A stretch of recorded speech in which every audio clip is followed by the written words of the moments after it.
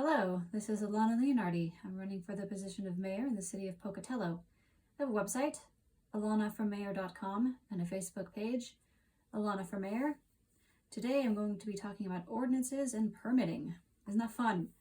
I'm not a lawyer, so I'm not giving legal advice, just going over how I feel about ordinances. And I'm not against ordinance enforcement, as long as the ordinances in question aren't absurd. And I feel that a lot of ours are absurd, and we're going to go on a journey today and talk about them. First up is dogs, and this applies to everything from purse puppies to 150-pound predators.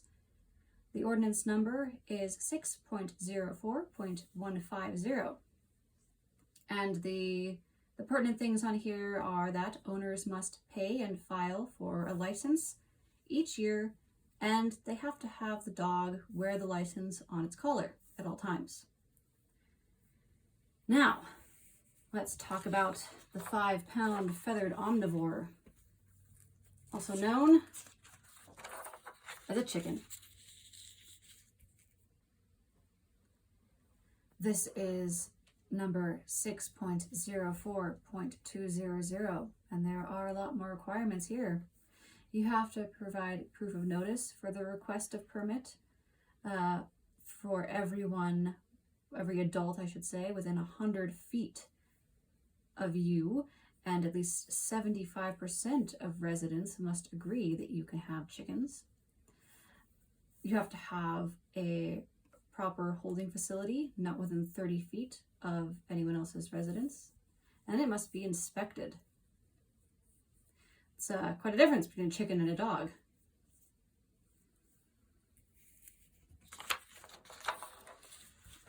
All right.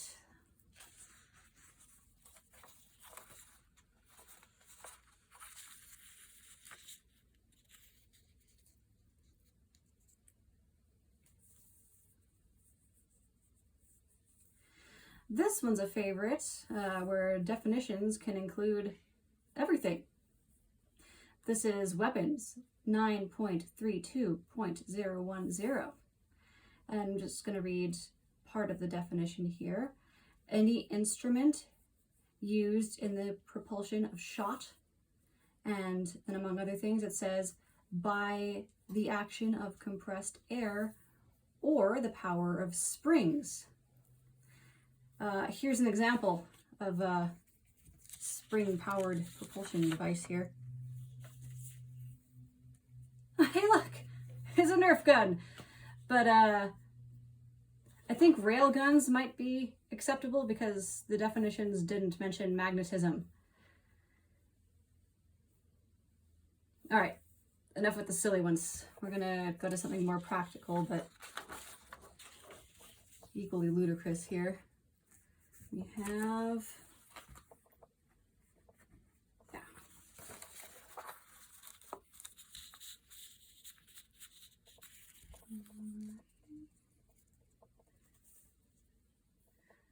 we have landscaping. I don't think many people read this one, but they probably should, because, oh, sorry, let me read the number to you first. This is 17.05.200. I have a second page on this one. It doesn't include gardening, but mostly because it's very restrictive on the setbacks. The city generally considers these to be 25 feet from the back of the sidewalk.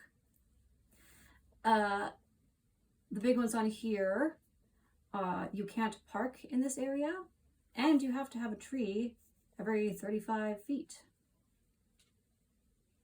And to go with the trees, so that you have something for the roots to move, let's talk about sidewalks. This is 12.04.010. And most people know that if you have sidewalks, you have to take care of them. You have to shovel it, repair it. But what most people don't know is that includes the curb and the gutter. and any drains on your property. Another thing most people don't know is that you can't fix these things yourself because it's a requirement to have licensing and bonding to work within the city right of way. And any work can describe trimming tree branches 7 feet above the sidewalk as is required, or shoveling snow. The city chooses not to interpret it this way, but they could. And if you want to know the requirements for being licensed, I will put that up for you as well.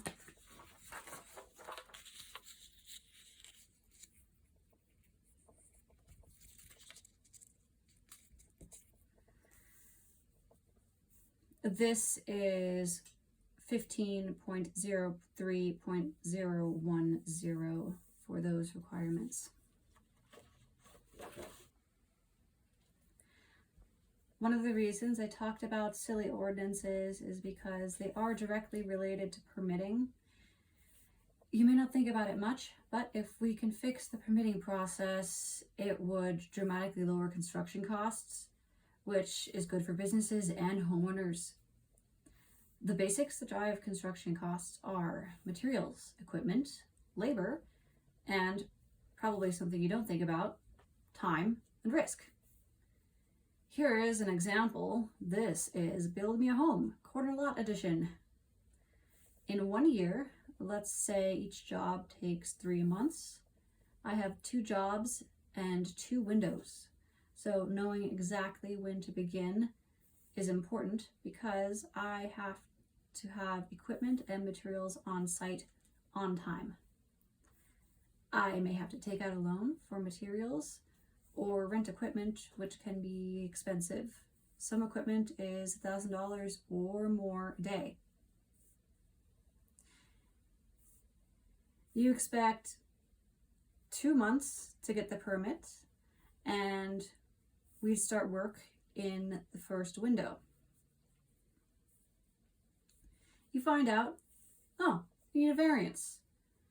Minimum of 2 months for that and $1,000. And now there's no way I'm going to be able to start your job. And I've already committed to another job. And so now it's 6 months out. And you finally get your permits. I order materials. And a week from start of work, we find out that your variance, it's expired. And now you have to beg the city for an extension, as there is no formal process for this. They say you can either start over, or we can make an exception and let's talk about curb and gutter. If you stop construction, you're at a sunk cost of several $1,000s. If you continue, you're up several $1,000s more than you expected. So your contractor informs the city that it was not a requirement on the first issuance of the permit. It has nothing to do with the owner's property, only road drainage, and your neighbor doesn't even have any. So if you continue the curb, it will flood their property. The city says, too bad, do it anyway, if you want your permit anyway, and thanks for the reminder that you'll be flooding the neighbor's property. Now we want you to add a French drain as well. Now your contractor feels bad. So I might do the job at cost because the owner has taken on 30 to 50% more cost than expected and lost a year of her life to this. But if I take on another job in Pocatello, I'll be charging twice as much. Because of this, Pocatello has a plague of high construction costs and contractors, both licensed and unlicensed, working without permits. These are the changes that I want and would fix the process. This would absolutely lower the cost of work. 1, no more variance and permit expirations. Once it's issued, it's issued. Once a permit is issued, it's guaranteed with no changes or added conditions from the city. What I didn't talk about before is the approval and how much going back and forth there is. Standard private industry practice includes 2 reviews. So what would help a lot is